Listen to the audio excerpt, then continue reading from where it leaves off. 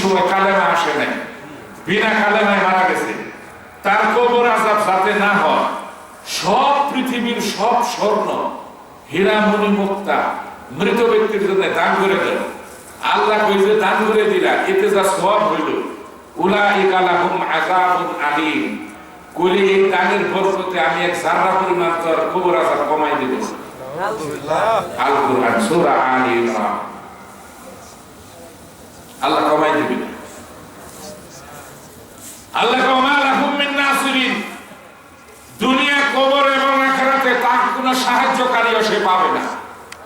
মুখে কালেমা আসে না। আর সারা পৃথিবীর মানুষ লাগবে না। কোন ব্যক্তি মৃত্যুর সময় যদি মুখ দিয়ে কালেমা করতে পারে, কালেমা নিয়ে যায়, সারা পৃথিবীর একটা ব্যক্তিও যদি তার জানাজায় না আসে, তার কিচ্ছু যায় আসে না। সে জান্নাতি। তার জন্য কেউ দোয়া করুক, তার জানাজার নামাজ হোক বা না হোক, কেউ কবর জিয়ারত করুক বা না করুক, কেউ তার জন্য দোয়া করুক বা না করুক, তার কিচ্ছু যায় আসে না। সে জান্নাতি। যেটা নেওয়ার সে সেটা নিয়ে গেছে, কালেমা ঈমান।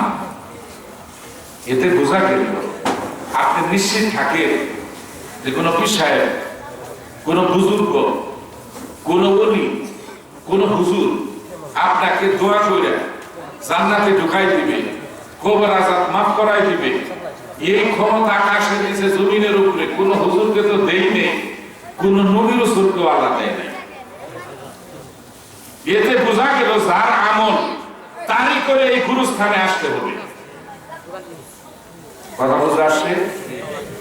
গুরুস্থানে যার আমল তারই করে আসতে হবে। যদি আমল ভালো না হয়, তার সাথে কি আচরণ করবে এই গুরুস্থান, এখন আমরা তুলে ধরবো ইনশাআল্লাহ। আল্লাহর নবী মৃত্যুর 7 দিন আগে নবীজি উহুদের প্রান্তরে শহীদের কবরের পাশে দাঁড়ায়, রাতে মাগরিবের পরে নবীজি উহুদের প্রান্তরে শহীদদের কবরের পাশে মাটির উপরে নবীজির কান লাগায় মুখ লাগায় বলতেছো, শহীদান তোমরা কেমন আছো? অপেক্ষা করো, তোমাদের নবী তোমাদের মাঝে সাথী হয়ে যাচ্ছে। আল্লাহ নবী মৃত্যুর 3 দিন আগে প্রচন্ড জ্বর, মাথা ব্যথা, নবীজির বুকের ভেতরে প্রচন্ড ব্যথা মাঝে মধ্যে উঠে। কেন ব্যথা ওঠে বুকের ভিতরে? আল্লাহ নবী মক্কা নগরে একটা ইহুদি দাওয়াত দিয়েছিলেন। নবীজির সাহাবী আব্দুর রহমানকে সাথে করে নিয়ে নবীজি দাওয়াত খেতে গিয়েছিলেন। দাওয়াত খেতে যাওয়ার পরে ওই ইহুদি গোশতের ভিতরে বিষ মিশায় নবীজিকে খাবার দিয়েছিল। নবীজি যেন বিষ খেয়ে মৃত্যুবরণ করে। সাহাবী আব্দুর রহমান যখন গোশতের টুকরাটা মুখে দিয়ে গিলে ফেললেন, গিলে ফেলার সাথে সাথে কয়েক মিনিটের ভিতরে সাহাবী আব্দুর রহমান ইন্তেকাল করলো। আল্লাহর নবী গোশতের টুকরাটা মুখে যখন দিয়ে নবীজি কামড় দিচ্ছেন গোশতের টুকরাটা ছিঁড়ার জন্য, গোশতের টুকরার ভেতর থেকে আওয়াজ এসে গেল, আল্লাহর নবী গো, আমাকে গিলবেন না, আমার ভেতরে ইহুদি বিষ মিশায় দিয়েছে। আল্লাহর নবী গোশতের টুকরা ফেলে দিলেন। ফেলে দেওয়ার পরে গোশতের টুকরাটা যখন কামড় দিয়েছিলেন, গোশতের একটু স্বাদ, ঝুলের একটু স্বাদ ভিতরে অনুভব করেছিলেন। ঠিক গোশতটা খাইলেন না, গিললেও কিন্তু একটা শ্বাসনালীতে ভেতরে যায়। নবীজি গোশতের টুকরা যখন কামড় দিয়েছিলেন, একটু রস ভিতরে গিয়েছিল। এই জন্য নবীজি মাঝে মধ্যে পেটে ব্যথা হতো, বুকে ব্যথা হতো, বিষ প্রতিক্রিয়া। মৃত্যুর 3 দিন আগে বুকের প্রচন্ড ব্যথা নবীজি। হযরত জিবরাইল এসে বললেন, হুজুর আপনি মন খারাপ করবেন না, ওই যে ইহুদি আপনাকে গোশতের ভিতর বিষ মিশিয়ে দিয়েছিল, বিষের প্রতিক্রিয়াটা আজকে আপনার ভেতরে আবার জেগে উঠেছে। নবীজি ইন্তেকালের সময় প্রচন্ড মাথা ব্যথা এবং জ্বর ছিল। যার জন্য দেখবেন যে ব্যক্তির মাঝে মধ্যে জ্বর আসা হলো সুন্নাত।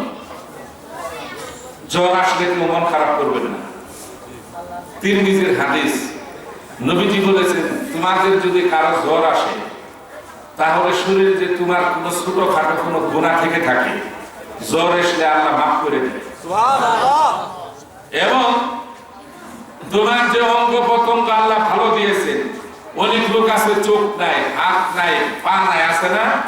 আল্লাহ যে তোমাকে অঙ্গ প্রত্যঙ্গ ভালো রেখেছেন, তুমি হাঁটতে চলতে পারতেছ, মাঝে মধ্যে যদি জ্বর আসে তাহলে অঙ্গ প্রত্যঙ্গর কাফারা হয়ে যায়। সাহাবীদের যখন 6 মাস অতিক্রম করত, জ্বর আসতো না, নবীজির কাছে গিয়ে বলতো, হুজুর আমরা কি পাপ করছি? দেখবেন যে বেশি অপরাধ করে পাপ করে ওর সহজে অসুখ হয় না। সাহাবীরা বলতো, হুজুর আমরা মুনাফিক হয়ে গেছি, আমাদের তো জ্বর আসে না। নবীজি বললেন, চিন্তা করুন না, আল্লাহ হেফাজতের মালিক। আর হলো মাথা ব্যথা। নবীজি এই দুইটা প্রচন্ড মাথা ব্যথা আর জ্বর ছিল। মৃত্যুর রাত, নবীজি শুয়ে আছেন, সাহাবীরা চতুর্দিক দিয়ে দাঁড়িয়ে আছে, আপনজনরা দাঁড়িয়ে আছে, মা ফাতেমা ঘরের ভেতরে। নবীজি শুয়ে আছেন, কখনো হুশ কখনো বেহুশ, জলপট্টি দিয়ে দিচ্ছেন মাথা। হঠাৎ করে নবীজির সামনে হযরত জিবরাইল এসে চোখের পানি ফেলে জিবরাইল কাঁদতেছেন, পানি মুছতেছেন। নবীজি বললেন, জিবরাইল তুমি কাঁদো কেন? কি হয়েছে? কাঁদো কেন? কয়, ইয়া রাসূলুল্লাহ, আমার বুঝি দুনিয়াতে আসার সময় শেষ হয়ে যাচ্ছে। আমি কোন নবীর কাছে জীবনে 2 বার, কোন নবীর কাছে 3 বার, কোন নবীর কাছে 5 বার, কোন নবীর কাছে 10 বার, আমি কোন নবীর কাছে আসি 24 বার, আর আপনার কাছে আমি এসেছি 24,000 বার। সুবহানাল্লাহ। নবী, আমার মনে হয় পৃথিবীর থেকে বিদায় নেওয়া হবে। তখনই নবীজি বুঝে ফেলেছেন আমি দুনিয়াতে থাকবো না। হযরত জিবরাইলকে নবীজি বললেন, জিবরাইল তুমি কি বলো? আমার কি সময় শেষ? চলে যেতে হবে? হযরত জিবরাইল একটা কোরআনের আয়াত পড়ে নবীজিকে সান্ত্বনার বাণী দিলেন, ইয়া রাসূলুল্লাহ, ইন্নাকা মাইয়িতু ওয়া ইন্নাহুম মাইয়িতুন। আপনি মরণশীল, সমস্ত পৃথিবীর মানুষ মরণশীল। নবীর বুঝতে আর কষ্ট হলো না।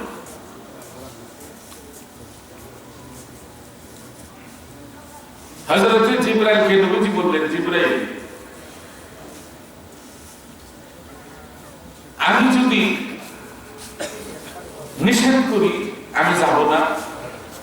হযরত জিবরাইল কয়, ইয়া রাসূলুল্লাহ, আপনার দিদারের অপেক্ষায় আরশ মুআল্লা আল্লাহ অপেক্ষা করতেছে। আপনার দিদারের অপেক্ষায় আছে আল্লাহ।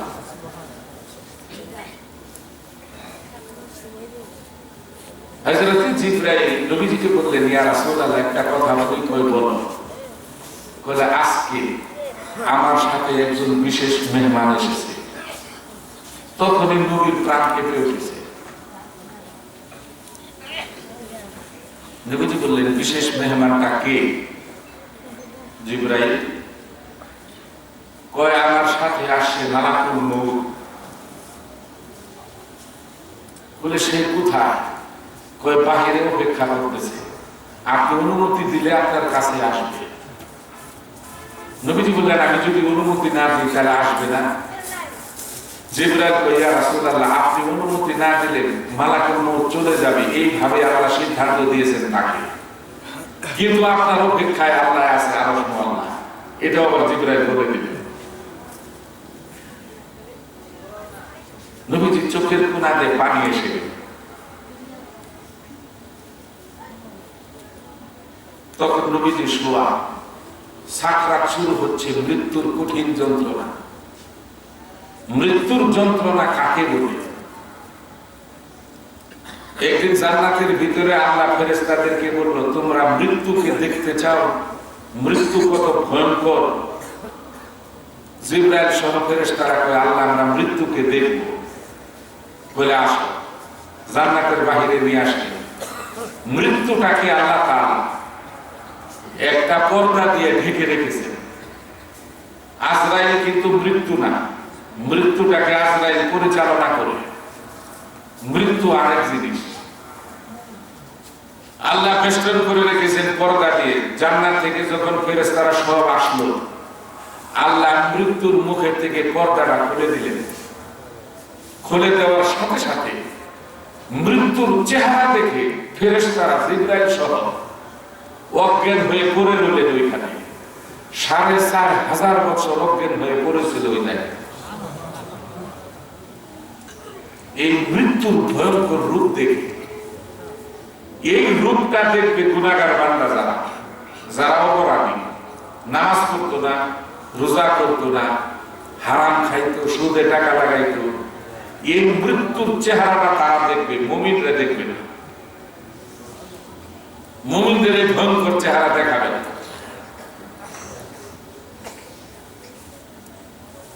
আল্লাহর নবী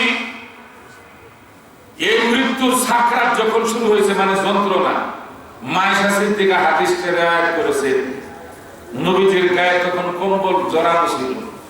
মায়েশা সিদ্দিকা নবীজির পাশেই বসা ছিল। নবীজি একবার হাঁটু বাস করে আবার সোজা করে, হাতগুলি কম্বলের ভেতর থেকে বাহির করে আবার মায়েশা ভেতরে নবীর হাতটা দিয়ে দেয়, যার জন্য নবীর নিষেধ।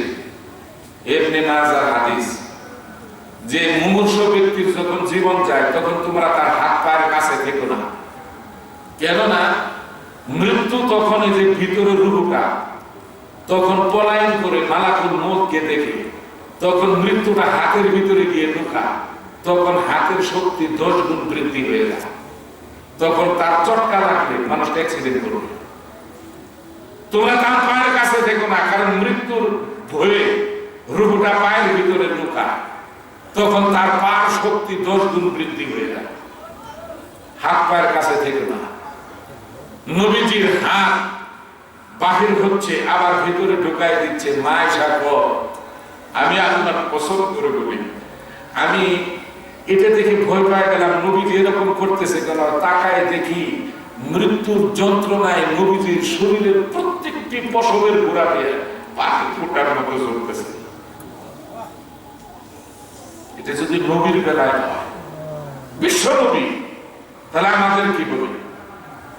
এই যে গুরুস্থানে আসার জন্য আমার কি আমল আছে, কি রিজার্ভ আমল আছে? এখনো পর্যন্ত তো সূরা ফাতিহা মুখস্থ করে শিখেন নাই, সূরা ইখলাসটাও বলতে পারবেন না সহি করে। এখনো পর্যন্ত আপনার ছোট ছোট সূরা 10টা দিয়ে যে নামাজ পড়ি, এখন পর্যন্ত সহি করে একটা সূরা পড়তে পারি না। সেটা এরকম আর বলবেন নামাজই বলবেন কি? নামাজ বাদ দেন। আমি যে এই যে 30, 40, 50, 60 বছর যাবত গোসল করতেছি, ওযু করতেছি, একটা লোকের যদি এখন বলে দাঁড়া, এখন তো ফরজ গোসলের নিয়ম কি, গোসলের ফরজ কয়টা, 99.9 বলতে পারবেন না। গোসল না হলে ওযু হবে না, শরীর পাক হবে না। আর শরীর যদি পাক না হয়, এই অবস্থায় নামাজে দাঁড়ালে নামাজ হবে না। তাহলে কবরের ভিতরে কি নিয়ে গেলাম আমল? যে আমলে কবরের ভিতরে আমার শান্তি হবে, এই আমল কি আছে? নাই। আল্লাহর নবী মা ফাতেমাকে ডেকে বললেন, মা রে, বাহিরে একজন মেহমান অপেক্ষা করতেছে, তোর বাবার সাথে সাক্ষাৎ করবে, দরজাটা খুলে দে। মা ফাতেমা যখন দরজা খুলেছেন, কোন মেহমান আসলো বাবার কাছে দেখি, তাকায় দেখে এমন চেহারা মদিনার বুকার কোনদিন দেখে নাই। মা ফাতেমা চিনে ফেললেন, এই মেহমানটা আমার আত্মীয় না, এই মেহমান আর কেউ নাই, মেহমান মেহমান এসেছে আমি ফাতেমাকে তিন করতে। দরজা বন্ধ করে দিছে দেখি। আল্লাহর নবী বললেন, মারে দরজা কেন বন্ধ করে দিলি? বলে, বাবা গো, এই মেহমান তো অন্য কেউ না, আমাকে তিন করার জন্য আসছে। আল্লাহর নবী মা ফাতেমাকে ডেকে বলেন, মারে এমন এক মেহমান এসেছে, তুই যদি দরজা বন্ধ করে রাখিস এই মেহমান আমার পর্যন্ত পৌঁছে যাবে, কারো অনুমতি লাগে না, শুধুমাত্র তোর বাবার অনুমতির জন্য মেহমান বাহির অপেক্ষা করতেছে। মারে ওই মেহমানকে আসতে দেখলে না, আমি তোমার কাছে মেহমানকে আসতে দিব না, আমি দরজা খুলব না। মা ফাতেমা কাঁদতে কাঁদতে পাগলের মতো হয়ে যাচ্ছে। মালাকুল মউত নবীজির সামনে উপস্থিত হয়ে গেল।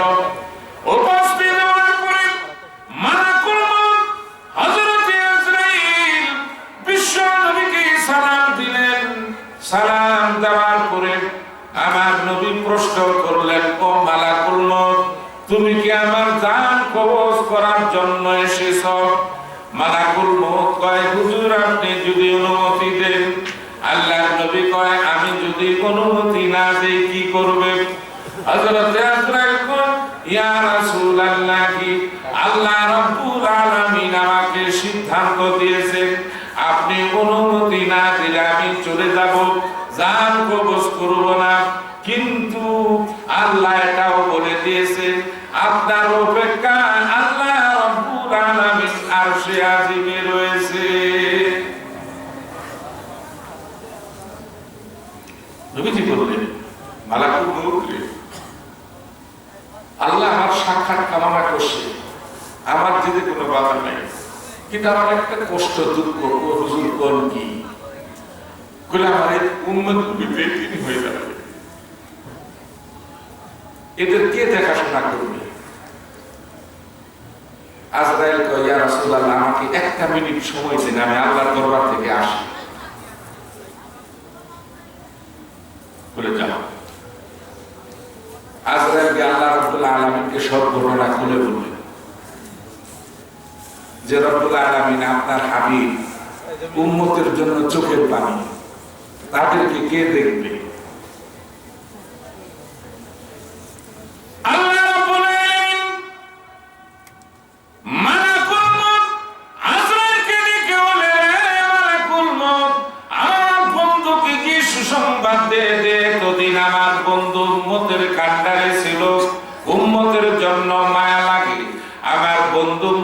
চিন্তা করে আমার বন্ধু দুনিয়াতে যখন থাকবে না, আমি আল্লাহ ওয়াদা করলাম আমার বন্ধুর উম্মতের জিম্মাদার আমি আল্লাহ রাব্বুল আলামিন নিয়ে নিলাম।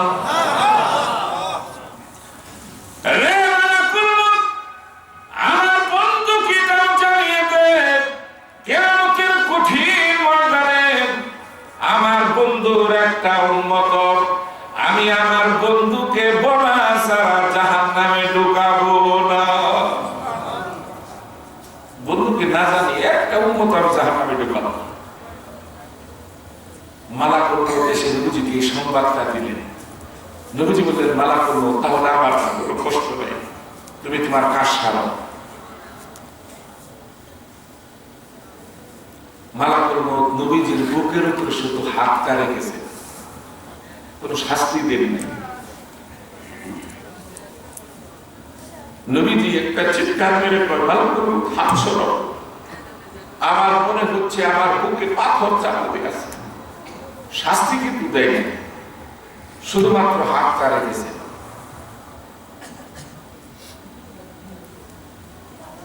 মালাকুল মউতকে নবীজি বলল, তুমি কি এই কষ্ট দিয়ে আমার উম্মতের জান কবজ করবে? ওই হুজুর, আমি তো আপনাকে কোনো কষ্ট দেইনি। আমার মনে হচ্ছে আকাশটা ভেঙে আমার ছেলে চাপ দিয়েছে। ওই হুজুর, আমি যখন গুনাহগার বান্দার কাছে যাব, গুনাহগার বান্দা হিসাব রাখবে, ওই গুনাহগার বান্দার কাছে আমি যখন যাব আমার আসল চেহারাটা তার সামনে প্রকাশ করব। আমার মাথাটা থাকবে আকাশে, পা দুটো থাকবে জমিনে, আমার এক একটা চোখ থাকবে বড় বড় এক একটা পুকুরের ন্যায়, হাতের এক একটি নখ থাকবে সুপারি গাছের মতো লম্বা এবং ধারালো, মাথার এক একটা চুল থাকবে এক একটা খেজুর গাছের ন্যায় ধারালো এবং মোটা লম্বা, আমার এক একটা দাঁত থাকবে এক একটা তাল গাছের মতো মোটা এবং লম্বা ধারালো। আমার চেহারা দেখে মুমূর্ষু ব্যক্তিটা তখন হা করে গাঁদরাতে শুরু করে। এই পরিস্থিতিটা দেখছেন মুমূর্ষু ব্যক্তির হা করে এরকম মৃত্যুর আগে পায়খানা পর্যন্ত করে দেয়। আল্লাহ রাসূলের পূর্বাভাস, নবীজি বলেন মুমূর্ষু ব্যক্তি যখন হা করে তখন বুঝে নিও মালাকুল মউতের আসল চেহারাটা দেখে ফেলেছে। তখন হা করলেই আপনজন গিয়ে ছেলে মেয়ে পুত্রবধূ বউ এক চাষাবিশ পানি মুখে দেয়, গিলেন গিলেন, ঠিক? আল্লাহ রাসূল তখন যদি ওই মুমূর্ষু ব্যক্তিকে সমস্ত সমুদ্র সাগর নদীর আর পানিও যদি তার মুখে ঢেলে দাও তবুও তার পানির তৃষ্ণা নিবারণ হবে না। সে মালাকুল মউতকে দেখে ফেলেছে। আর এই মুমূর্ষু ব্যক্তিটা দেখবেন অনেক সময় চেহারা সুন্দর, ফর্সা শরীর, মৃত্যুর পরে মনে হয় চেহারাটা মলিন হয়ে গেছে, দেখছেন কালচে কালার হয়ে গেছে, চোখ দুটি কাটায় চলে গেছে। নবীজি বলেন তোমরা বুঝে নিও সে কালেমা পায় নাই, তার কবরটা জাহান্নামের আগুন হবে। আবার দেখবেন লোকের চেহারা ছিল কালো, কিন্তু মৃত্যুর পর তার চেহারা গ্লেজ দিচ্ছে, দেখছেন মনে হয় ঘুমিয়ে আছে, মরে নাই, মুখে হাস্য উজ্জ্বল। আল্লাহ রাসূল কয় তোমরা বুঝে নিও এই ব্যক্তিটা দুনিয়ার থেকে কালেমা নিয়ে বিদায় নিয়েছে, তার কবরটা জান্নাতের বাগান হয়ে যাবে। মালাকুল মউত যখন মুমূর্ষু ব্যক্তির কাছে আসে তখন ওই সুরত দূরে আসে, তখন তার সব মনে করেন মন মানসিকতা এমন হয়ে যায় হয়ে তার ভিতরের রূপটা 70 জায়গা পলায়ন করে, কয় জায়গা আসতে চায় না। তখন মালাকুল মউত ভেতর থেকে ওই নখগুলি দাবায় দেয় তার সিনার ভিতরে, দাবায় দেয় রূহটাকে টেনে ছেঁচড়ে যখন বাহির করে, তখন দেখবেন মুমূর্ষু ব্যক্তির অনেক পাথরের হাড্ডি, মনে করেন আপনার খালি ওই কাবালিগুলি ভেসে আছে। এই পরিস্থিতি হয়ে গেছে রূহটা বাহির হওয়ার সময়, এরকম হাতের চিৎকার পারতেছে রূহটা। মালাকুল মউত আজরাইল এই রূহটা কিনে প্রথম আকাশে চলে যায়। প্রথম আকাশে গেট বন্ধ, সর্দারের নাম ইসমাইল ফেরেশতা প্রথম আকাশে। এবার মালাকুল মউত গিয়ে প্রথম আকাশের দরজার ভিতর নক করে, ইফতাহিল বাবুস সামা, আকাশের দরজা খুলো। ভেতর থেকে ইসমাইল ফেরেশতা কয় এটা কার আত্মা নিয়ে আসছো, কার রূহ? এটা মুমিনের